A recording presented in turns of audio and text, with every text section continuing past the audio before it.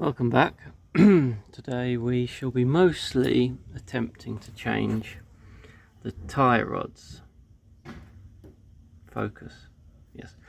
So I didn't have a spanner for that nut.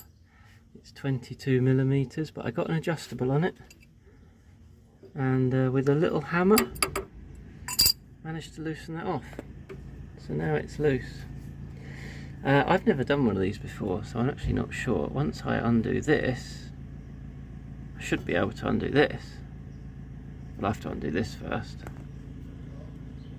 Take the pin out, undo that, pop it out. Had it off yesterday, so it should come out super easy. And then unscrew this. But I don't know how you stop this from rotating, because this rotates. So let's get this off first and find out how to do that.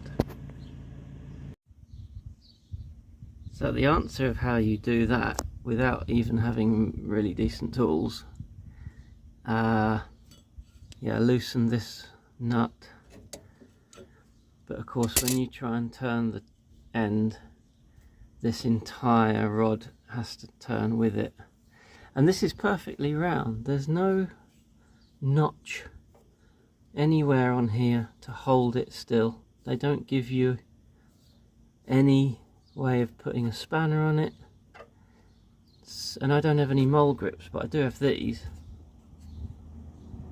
which need strong hands. But I was able to grip this and turn the rod end, the track rod end, with the adjustable spanner, and I appear to have gotten it loose, which is nice. Look. So now you have to count the number of turns, otherwise your tracking is going to be like way off when you put the new one. You've got to know more or less how far to screw the new one on. So I'm gonna keep this on video in case I forget, because mine's like a sieve. So let's start. We're facing down. 1, 2, 3, 4, 5, 6, 7, 8, 9, 10, 11, it's getting towards the end, I think, 12, 13, 14, not towards the end, 15, 16, 17, 18, 19, 20. On 20 it came off. Came off on 20. So here's the new one. No, we're really overexposed for some reason. I think the camera's locked. This phone is not happy with focusing and exposure. Oh well, there's the part number. You can kind of see that.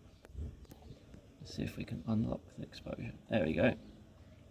Again, I was splashed out for the decent brand. And here's the new one. So they give you, again, like the other stuff of the previous video of yesterday, comes with a lock nut on there. So I won't have to reuse this castle nut with the lock pin. I can just use this new one. So we'll set that aside. This might get a bit tricky holding the camera, but we're going to give it a go. Focus again, right? Let's see if we can get it on there.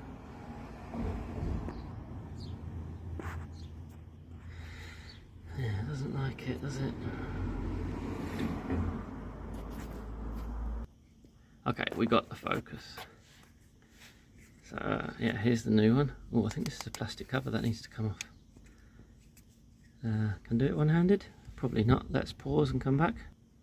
Right, got the plastic cover off. That's just part of the protection for when it's being delivered, I guess. So we're going to take this on 20 turns. Let's see if it's going to want to do that. Okay, well, we're on there with one. Is that one, or is that 20. This is like 0 then, right? We should count down. It came off on 20, so we go then like this. How many are left? 19, 18, 17, 16, 15, 13, 12, 11, 10, 9, 8, 7, 6, 5, 4, 3, 2, 1, 0. Right, so that should be now in the correct place. Then we can just pop that in here. Yeah, something like that. Well, that doesn't come out very far, does it? Let's compare the old and the new one. Why does that seem to be so... Oh wait, what have I done something wrong?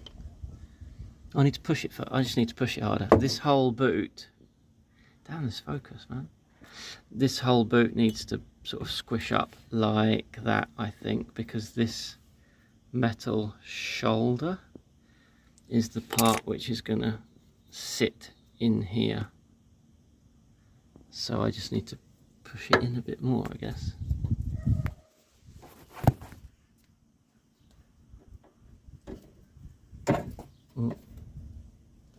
Bit tricky with one hand. Let's pause. Alright, we got it. Just had to push it a little bit, and we got enough thread through now so we can pick up our new nut. Pop that on there like that. Gets tight already. Right, I'm going to pause and do that up. Alright, got him on. Just giving it a... Let's change the zoom a bit. There we go. Just go up with the ratchet. This is a 17mm.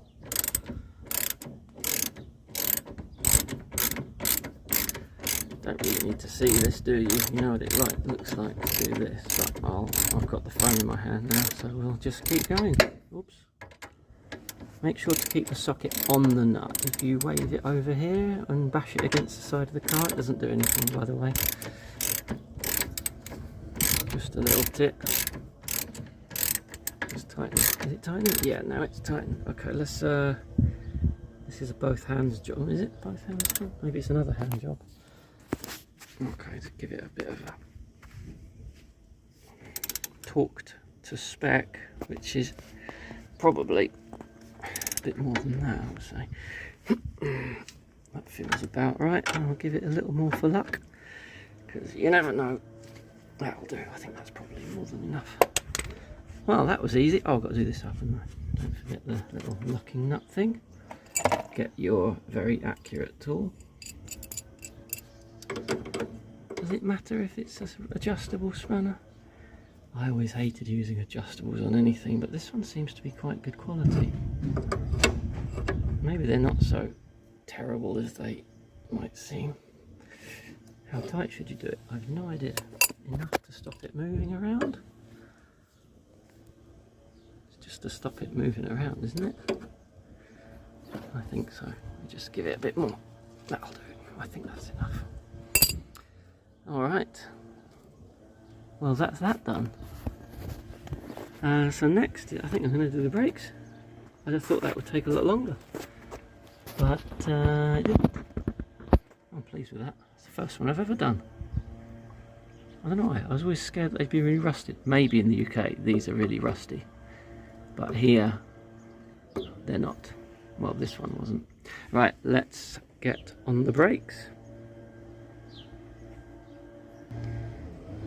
Before we start with the brakes, let's give a little look at this old track rod end. It's not worn at all.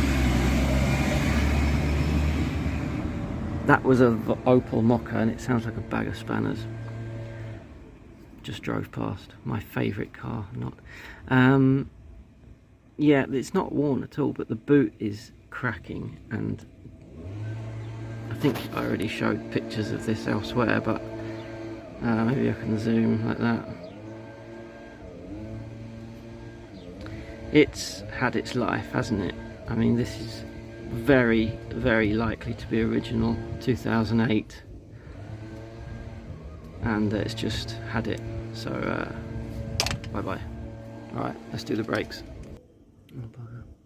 Oh no, it's recording. So I find this a bit of a weird method by Ford to do it this way, but I've seen normal bolts to hold the caliper onto the carrier, just a normal bolt here and another one at the bottom, but for some reason they decided to have plastic caps which you have to remove, which is probably good against corrosion. There's one at the top and one somewhere under here. Let me get that off there. But instead of a bolt, they used 7mm hex or Allen key. Oh yo, is that going to go on there? Well, that's handy, isn't it? The brake line is totally in the way of the socket, and of course you can't move that. Well, I bought this socket thinking I was being clever, but that's not great, is it? Maybe it will go on anyway. Just why? You know what, a normal Allen key would have been probably better. Anyway, live and learn. Right, let's try and get a socket on that and undo it. I'm going to have to change the direction of this, aren't I? Because the last thing I did was that track rod in. Okay, let's put that in there. Is that going the right way? Yeah. Okay, I'm going to pause it because this is impossible with one hand. Well, I got the caliper off, but that really stinks because this pipe is completely in the way of this when it's in place, and this tool that I bought it is too wide. Like if you had a long one this thin,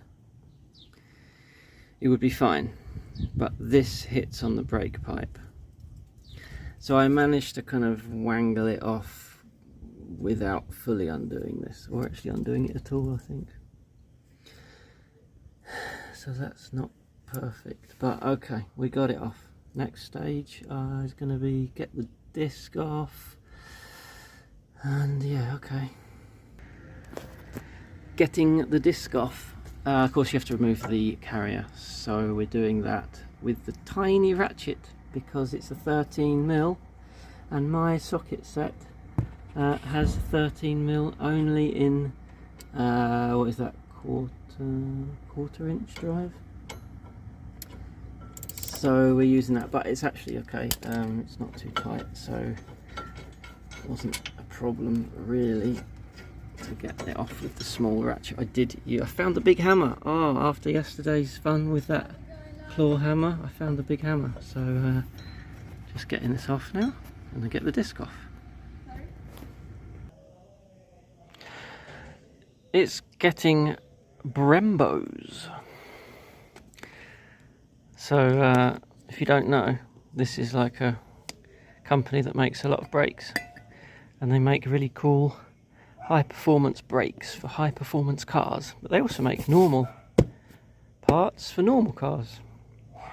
So yeah, it's getting a set of Brembos. What have we got here? We've got some brake cleaner to clean all the schmutz off.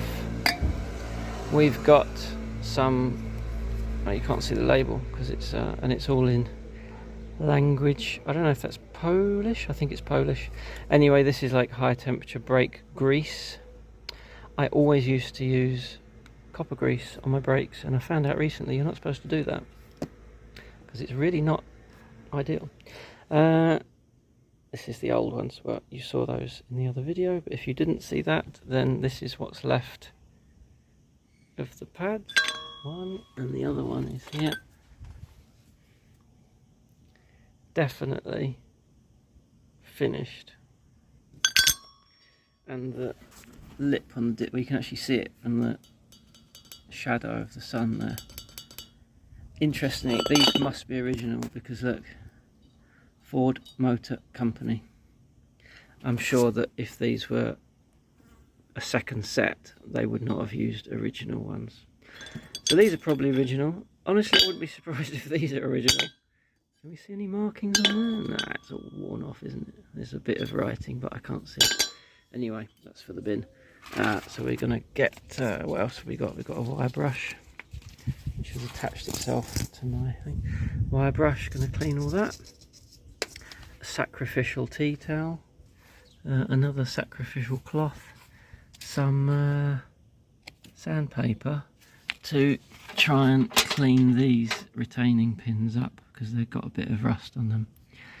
And it's not ideal. So I'm going to just use some 500 grit on here, and hopefully it's going to clean up sufficiently. Alright, so I'm going to pause this and I'm going to cut to whatever happens next here. Make sure that doesn't fall, because if that falls, don't do this, by the way. Don't do what I'm doing. You should hang this with a cable tie. I don't have one, so I'm being careful. Okay. Some of you commented to me separately outside of YouTube that you hoped to see the brick again, that he was your favourite part of the show. And yeah, I'm going to have to use this because I've been wire brushing the hub here. And given I've only got the scissor jack, it was wobbling a little, bit of wobbling going on, which definitely is not a good thing. You don't want a wobbling car when you're working on it. You really don't want to fall. It's the most dangerous thing. I'm really don't think that I'm okay with this jack, because I'm really not, but it's all I've got, so we must be careful with it. We're going to lower this down onto the brick. We don't have to go full on it, right, but just so you take the weight off a little bit, because it's just a little dodgy, you know. What's happened here?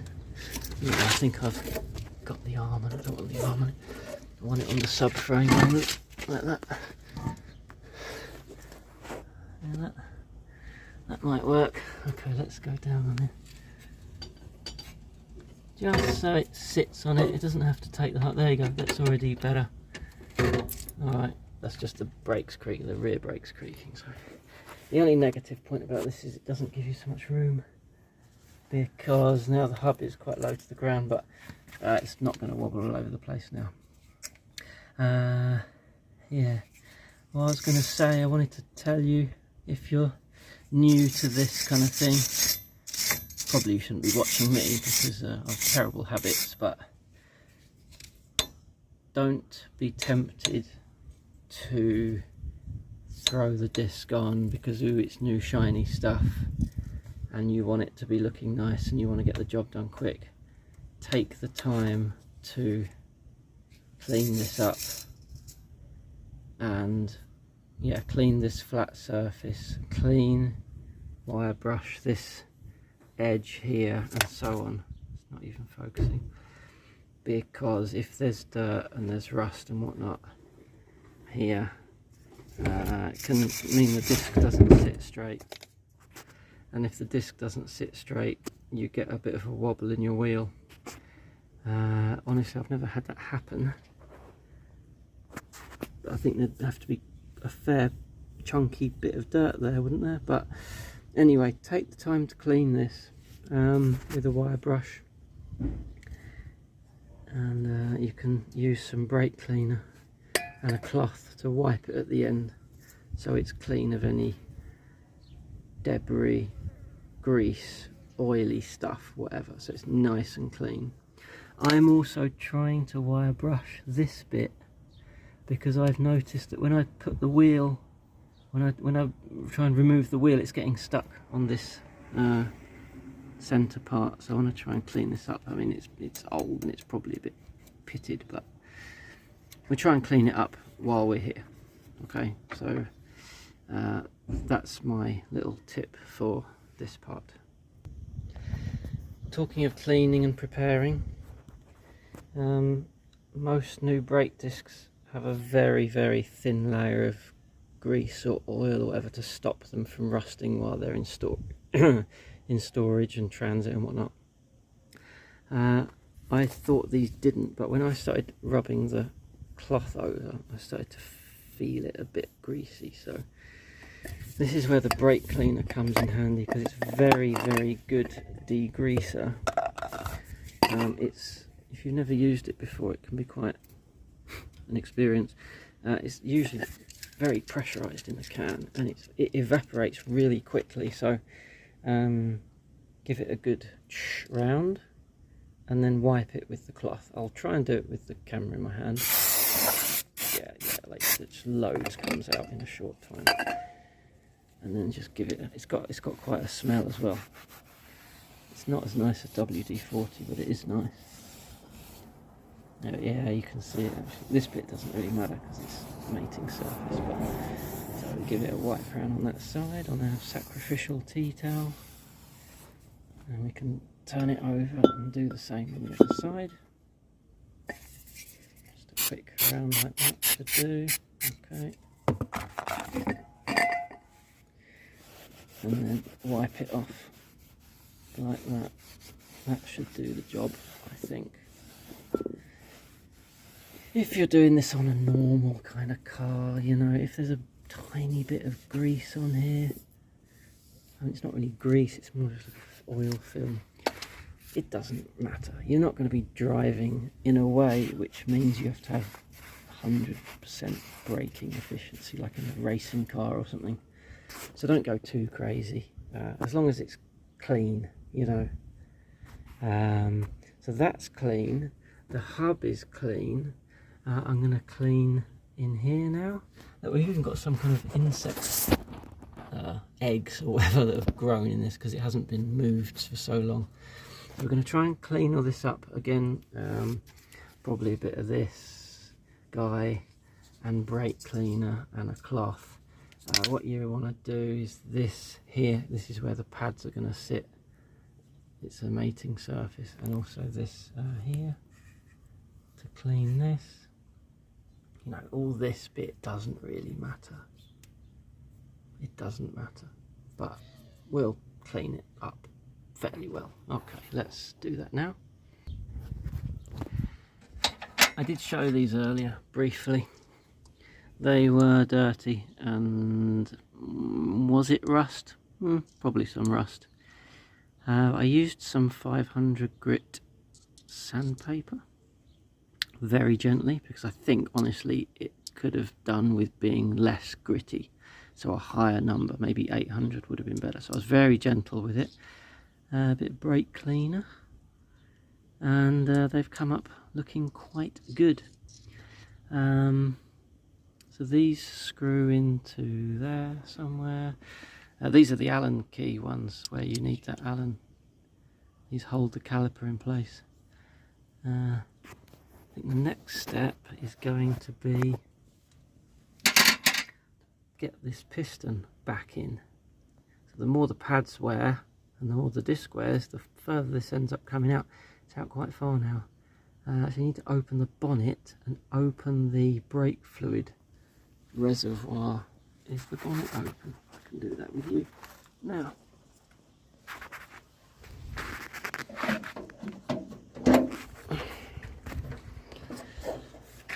So holding the bonnet with the camera hand, just take this off. You don't have to take it off, you can just undo it so it sits loose so the air can come out. I don't know if they're really airtight or not. I don't know, but anyway, it seems to help a little bit, and everybody says you should do it. And I don't want to waste time, so I just do it. You can get tools to push these in. You can use a spanner or something and push on it and so on. Usually if you've got strongish hands, you can kind of go like that and push it in. I can't do it with one hand, but yeah, you're going to get that back in there. So we're going to get this in.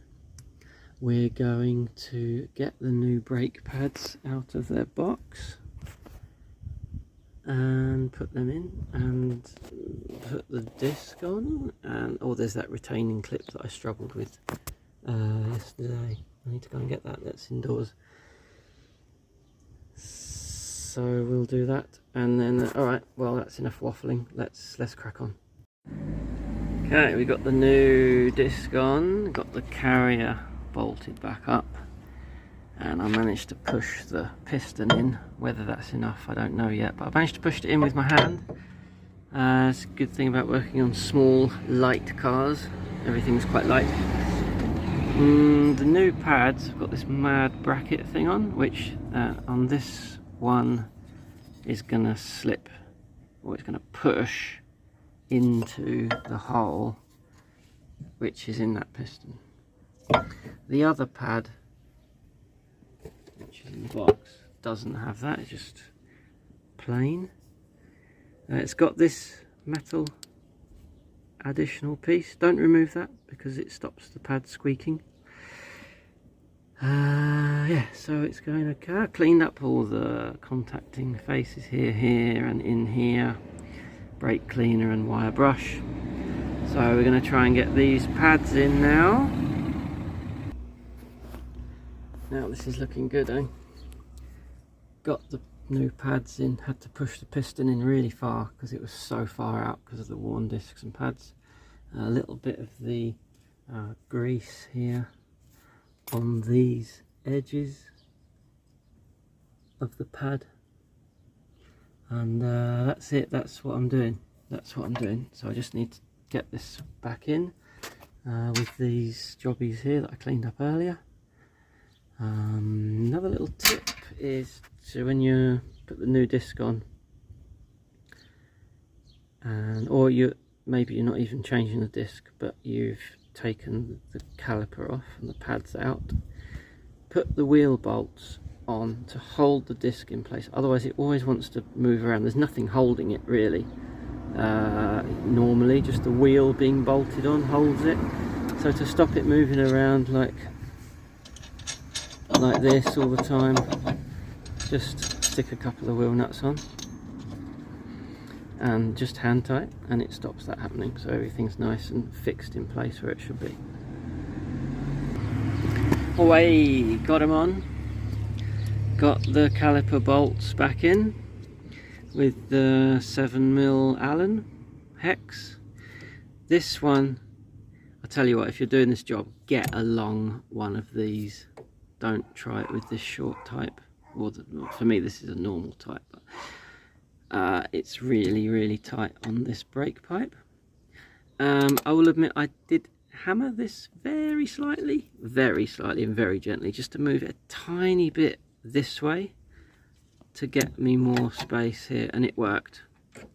Again, not really sure I'd recommend bending brake connections, but a really tiny bit, so hopefully it'll be fine. This now appears to be tight. I'd say that's tight, and the bottom one's tight, so we can get the little plastic caps back on. I'm saying it's tight and I'm checking it while I'm talking, just to be sure. Get that in with one hand. Well, I'll check it afterwards. Get little plastic caps back in. We can put that top one in now because that one's done. Just need the retaining spring clip thingy, that's indoors. I will go and do that, and I think then we are done here. Wow, good job. This is the retaining spring I was mentioning earlier. You get to see my gammy legs.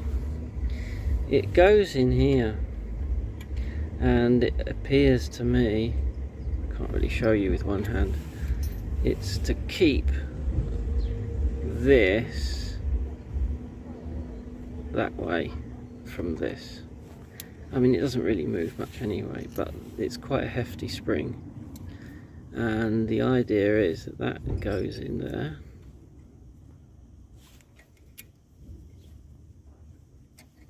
It does go in there. This bit goes on the back of here, and then it's got that tension on it, see? So that bit goes on the same on the bottom, and then you need to get this in here. And I think the way you do that is you have to bend this that way, and that will kind of make this part lift a bit. I can't really do this easily. I certainly can't do it whilst holding the camera, and I've tried it quite a few times. It came off quite easily, that's the weird thing. It's quite far from that hole. If I sort of bend it, but if with your hand it's really hard. I'm going to try with some pliers and stuff, see if we can get this thing on. Done. So the technique is not to bend this, as I said, it's way too hard. I got the bottom one in, and I got the, what did I do? I got the top one just about in, but hardly. Was able to then bend this loop behind here, and then with our friend here, we just tap tap tap to get it in the last bit, and now that's where it should be. So we are done. We have new discs and pads, we've got a new track rod end, we've got a new control arm, and we've got a new drop link. Now the only thing to do is to put the wheel back on and do exactly the same on the other side, and then we're done. Oh, and do the lambda sensor. More on that next time.